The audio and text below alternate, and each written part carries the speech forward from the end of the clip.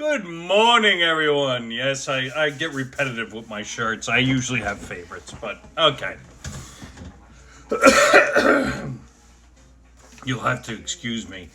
I finally tested negative for COVID after a week. I tested negative twice. I'm going to do it one more time tonight just to make sure it's out of my system. And let me tell you something. The meds they give you for it, the fucking side effects are worse than the fucking COVID. I'm sorry. They are. Especially if you're vaccinated. Okay? I'm had this fucking fog for days. And they say it could be because of the COVID itself. But I'm sorry. I didn't have it when I first had COVID. You know, like the first 3 days before I even got the medication. So, you know. So I'll be driving, and then all of a sudden I'll get that scares the crap out of me. So I'm limiting my driving to this much, if that, you know.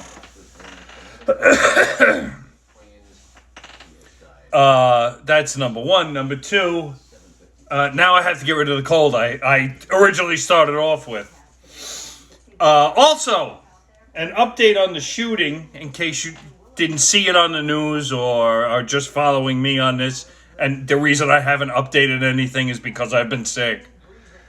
5 kids, I should say. They have on video walking towards the scene. But they all have hoodies and masks, so it's very hard to identify them. I don't know if they're ever going to catch these kids. They may. I mean, the cops are good. You know, if you ever watch the first 48, these guys are good. You know.